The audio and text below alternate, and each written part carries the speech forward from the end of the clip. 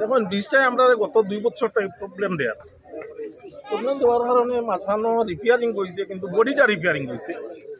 সামনে যে জায়গাতে অ্যাক্সিডেন্ট হয়েছে এই জায়গায় এখানে দেখাও যার ওভারলোডের কারণে এটা প্রত্যক্ষদর্শী যত মানুষ আইব আগুয়া মানুষ আইলেও কইব যে এটা ওভারলোডের কারণে স্প্রিং ছিড়িয়া গেছে গিয়া।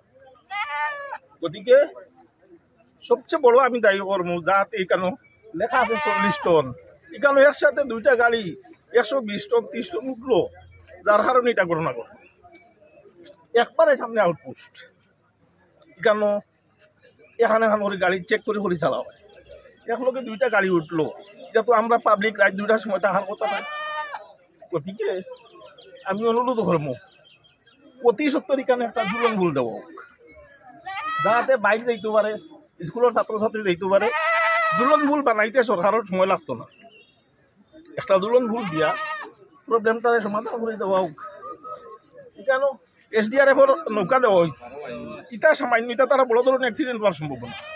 গতিকে আমি অনুরোধ করবো এই দেশের খাদ্যদ্রব্যতেই শুরু করিয়া প্রত্যেকটা জিনিসের দাম ঊর্ধ্বগতি হইব। খালাইন থাকি একটা গাড়ি আইয়া ওদিকে বহুত রইয়া ঘুরিয়া শিলচর ঘুরিয়া বাড়াই। গতিকে ছাত্রছাত্রীর কথা বিবেচনাত রাখিয়া, ব্যবসায়ীর কথা বিবেচনাত রাখিয়া অতি সত্তরে একটা দুলনমূলক ব্যবস্থা করে দেওয়া হোক। আর